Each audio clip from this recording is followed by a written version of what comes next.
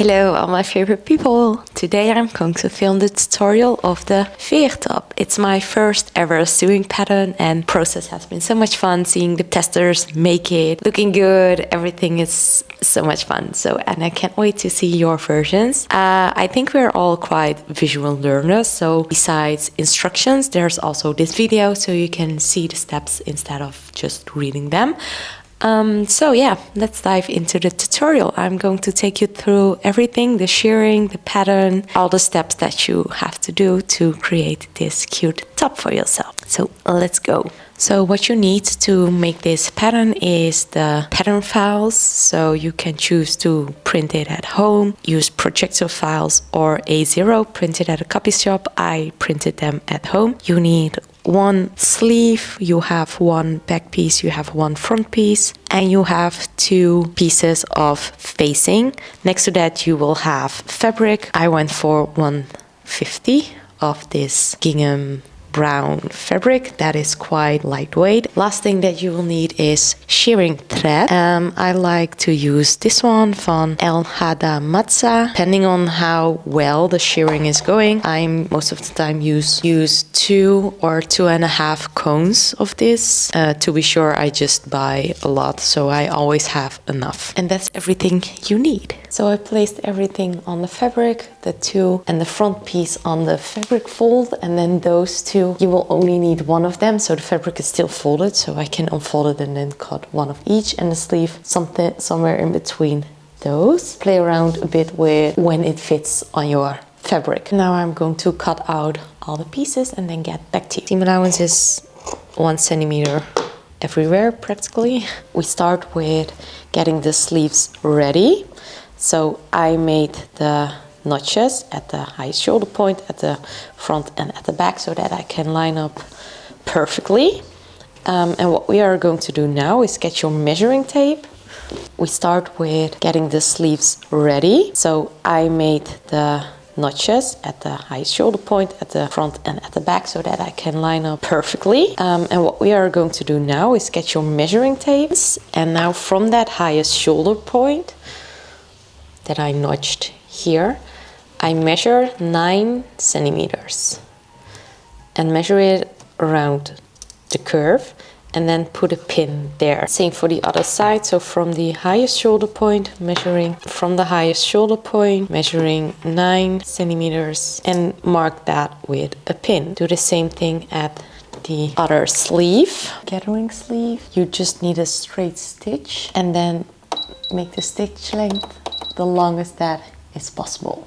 That is the only setting we are going to change. Now get one of your sleeves. Make sure that you have a long tail of thread going at the back of the machine and start at the first pin. So at my first pin, I lower my presser foot. Oh, kidding. You also need to adjust the needle position because we only want 0.5 centimeter of seam allowance so that you will not see the gather stitch. You can undo it, but just to be sure. Then undo the pin and don't go back and forward. Start sewing and sew all the way until the next pin, and then also don't go back and forward.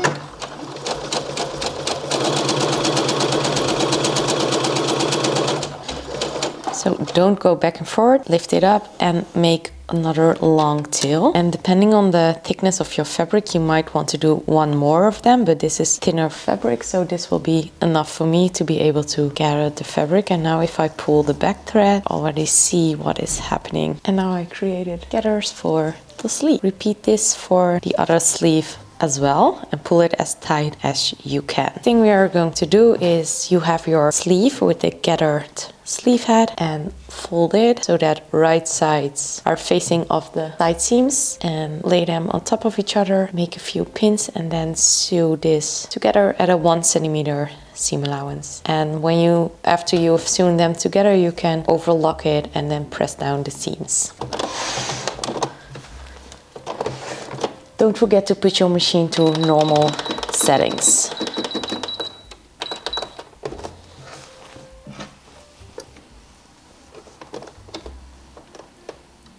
And don't forget to go back and forward at this part.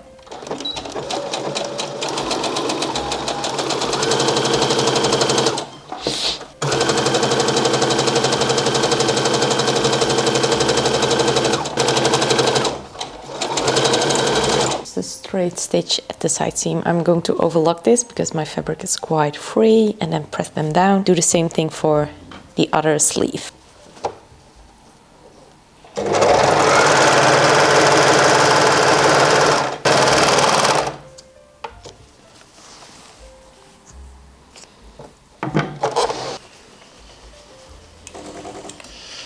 And now your sleeves are done. We don't need them at this moment, but I like to finish something first and then go on with the rest of the project. So put them aside and we will get back to them later. So if it's your first time shearing, then I would highly recommend getting something with checks or stripes so that you can follow them as a guidance. If you don't have fabric that has checks or guide, then you have to mark lines at all the spots where you are going to shear, or you can use your press-a-foot as a guidance. Have something that works for you.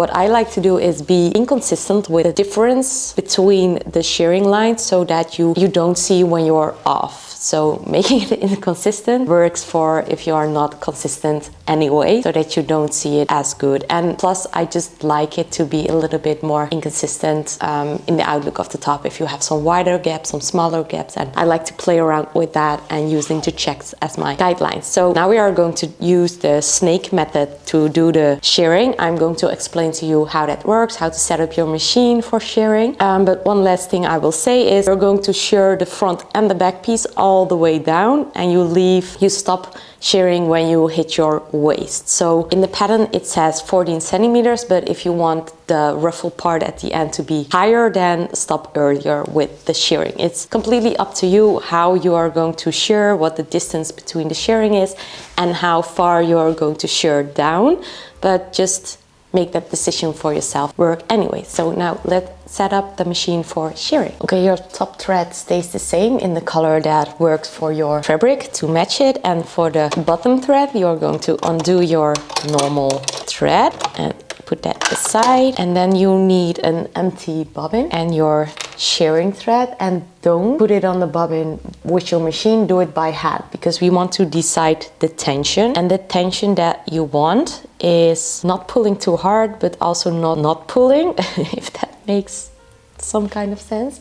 You have your bobbin like this, and then grab the thread in between your thumb and the bobbin to secure it a little bit, and now start going around the bobbin, and I pull it like this. So this is no tension, this is the tension, and this is a lot of tension. We don't want that. So just slightly pulling the thread and wrapping it around your bobbin. And then when you find the right tension, you can get a bit faster with it.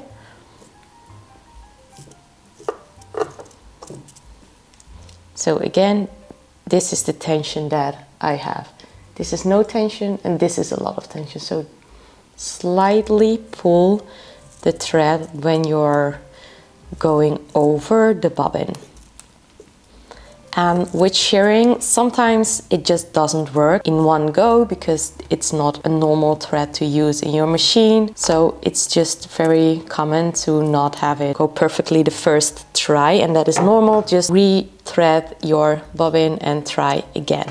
You have to, sometimes you need a little bit of patience with the shearing. So I will finish winding this on and then get back to you. Then when your bobbin is full, just cut it off with a longer thread, and we are going to place it inside of our machine. So just do it as normal. I place it in like this, and again, a little bit of tension is, you want a little bit of tension when you're threading it. So I'm cutting it off, and now this can be a bit tricky. Get up the thread the old-fashioned way you might need to help it a little bit with your hands while you're threading it. Yeah, now I got it, and then get it underneath it.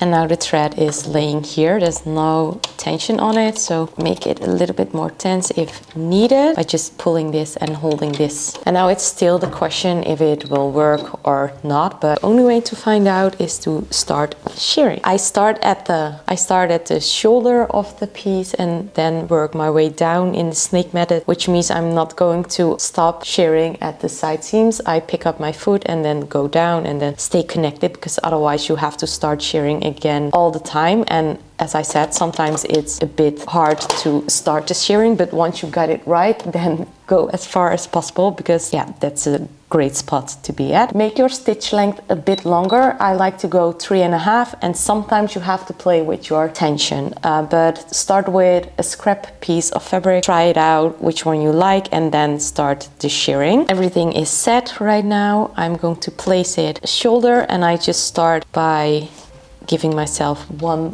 foot of width here. It happens. Go back and forth, only at this stage. And I already see that there's no tension on the thread. So as you can see, no tension. It's just laying flat here. So the bobbin needs to be with more tension. So I'm going to thread it again. Put it in here. So attempt 2. And now I see that it is shearing at the back of my machine. Now I'm going to show you the snake method. So you go until the end of the fabric. So go on a little bit more.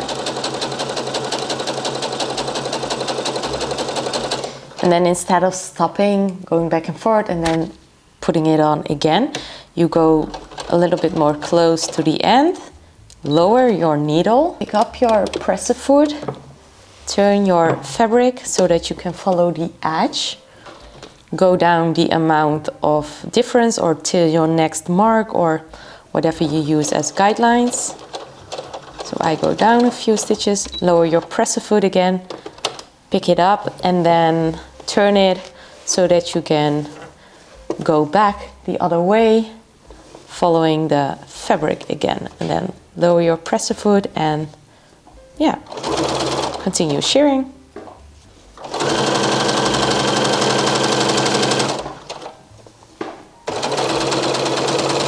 I will show it one more time.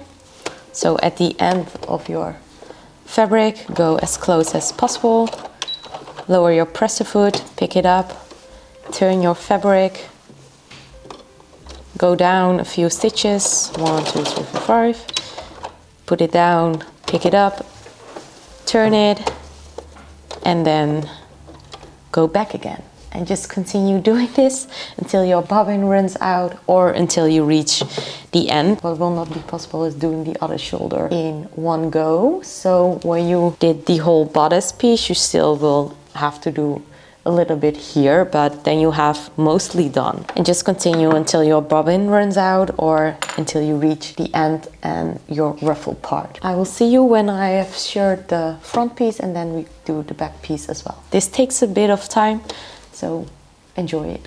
Bobbin is out of shearing thread, so it's empty, and you will notice that the top thread will be flat on your project. So as you can see, it stopped right here. And what we are going to do is we are going to rewind the bobbin. So do it with your hand again, and then we will start a little bit. So this is where it ended. I'm not sure if you can see it really well. It's exactly at a black spot. So this is where it ended. And I'm going to start again somewhere here to secure this thread and that it will not flip back out. So just start a few centimeters earlier than the part where it stopped, and then you just continue with the snake method and shearing. The front piece is done. It took me 2 times winding the bobbin.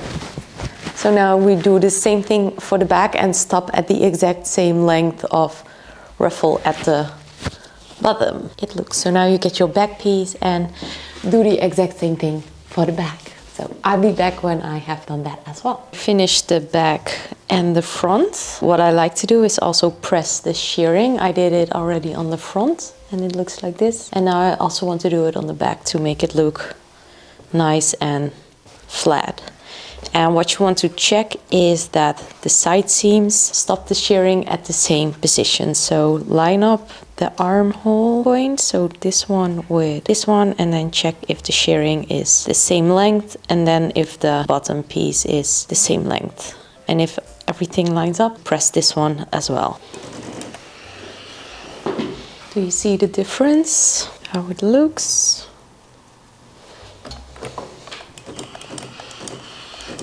And what I also like to do when they are still separate is already fold over the bottom seam. So fold it in once and then one more time and press it as well. You can also do that after you assembled the side seams, but I like it like this because then you have more control. And I also do that for the front.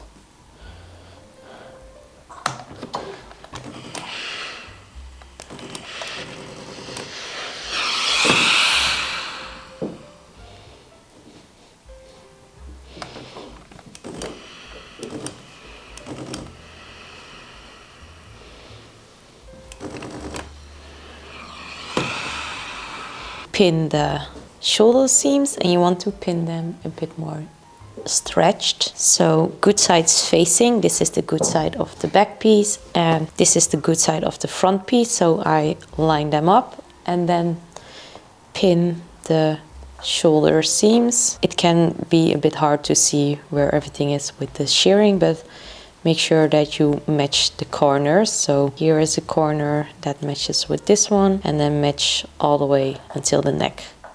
And sew this together, pin it, and then sew it. Change your bobbin back to normal threads. So undo the one with the shearing thread and get a normal one again.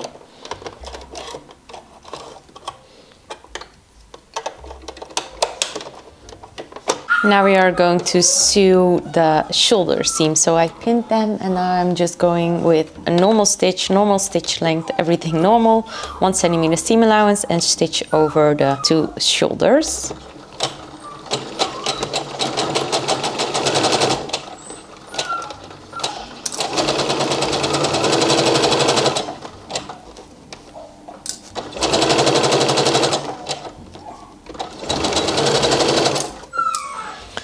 We are going to overlock those and then press them down, and then we will do the line together.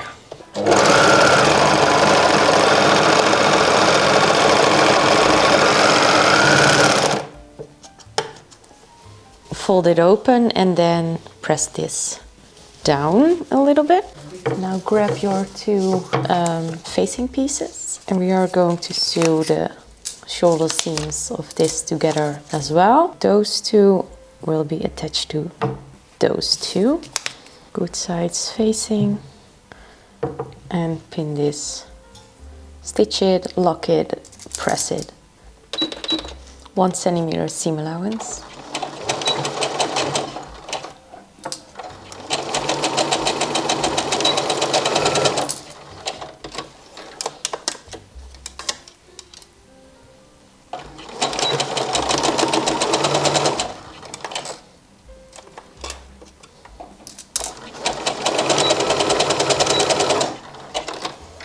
So we have the facing piece like this in a circle, and we have our bodice piece. And now we are going to line up the facing with the good side of the facing. So this side on the good side of the pattern piece, and we will sew it over here and then fold it inwards and create a gap at the neck so our hat fits through it. It's easiest to mark center back and center front, so you have some guidelines. You just do that with a pin, or you can do that with a little cut, and also do that on the bodice piece. Fold the side seams or the shoulder seams together and then see where the middle is. And now you can use that as guidelines to line up everything correctly. So center back is where this little square is as well. This is where we are going to cut over. So line that one up with center back. The shoulder seams, line them up with the shoulder seams, and center front, line it up with center front, and then pin all the way around.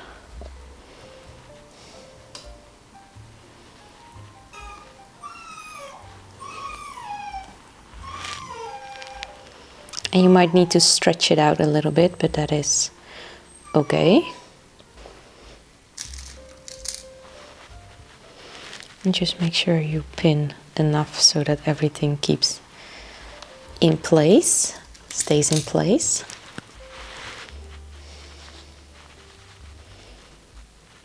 Now I'm going to sew with 1 centimeter seam allowance in this circle.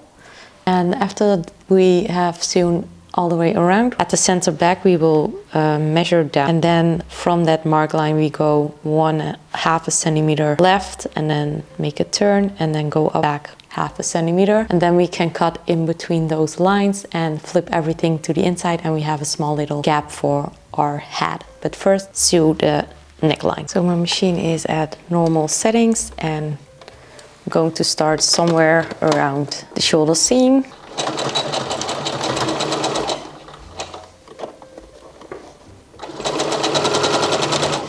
Take your time for this because it can be a bit hard.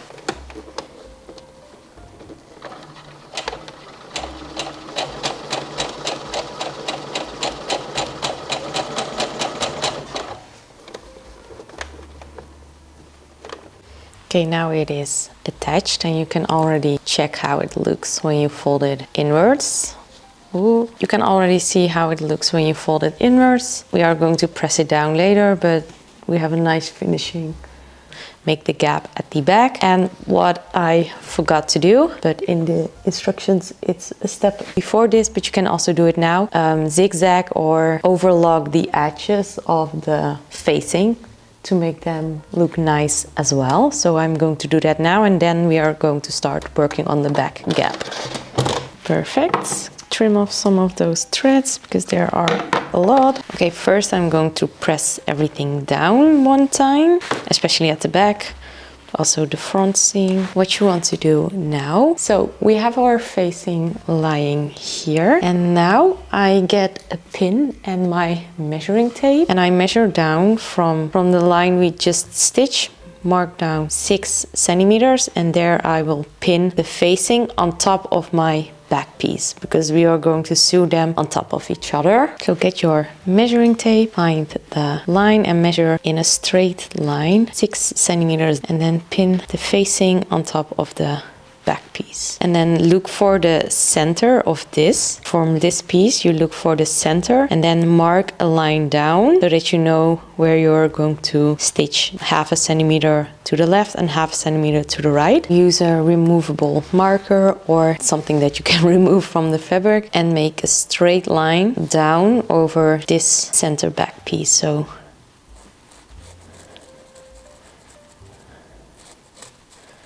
if I make a line here, measure 1/2 of this, and then go all the way down. And now I know that I need to go 1/2 a centimeter. I can use my presser foot as a guideline. 1/2 a centimeter to this side and 1/2 a centimeter to this side. So you only have to make this line to be sure.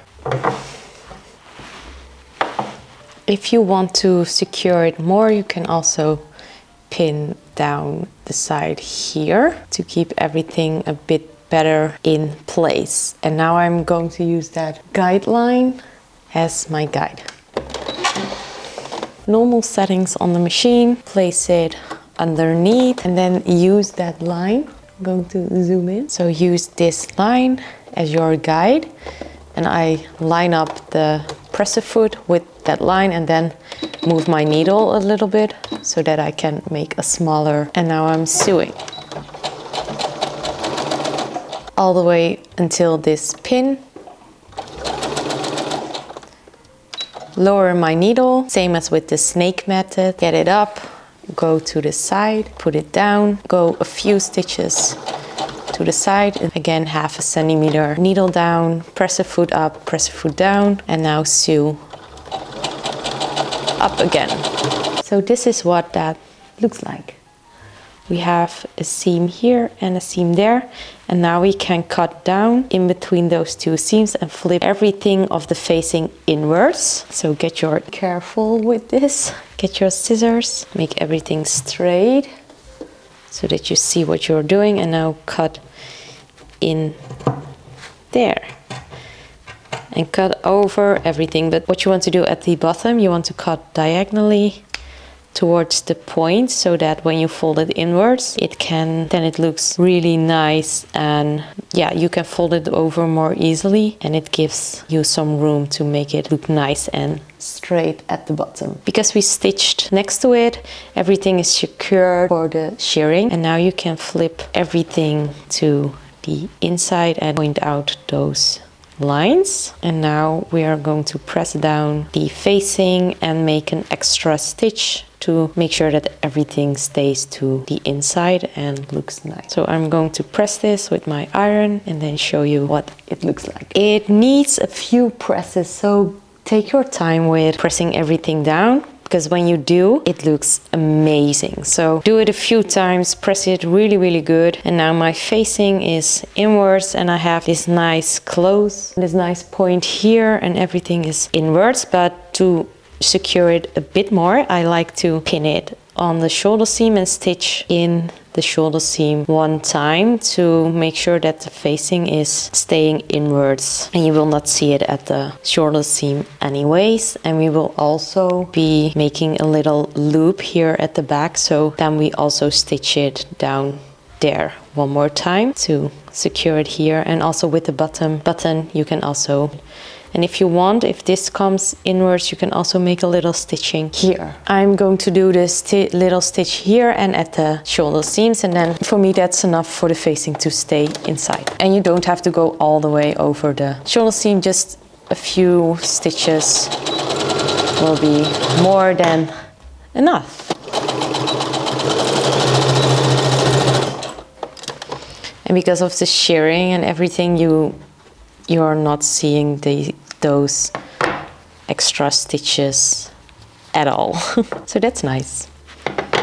And now it stays more inwards. We are almost done, at least with all the hard things. We are going to sew the side seams together, place right sides facing each other and line it up, pin it. And you want to make sure that the shearing pieces are met at the same place, and also make sure it curls inwards because of the shearing, so make sure that everything is nice and flat on top of each other. And you can also do the other side seam immediately. Now we are going to sew both of the side seams, overlock it and press it.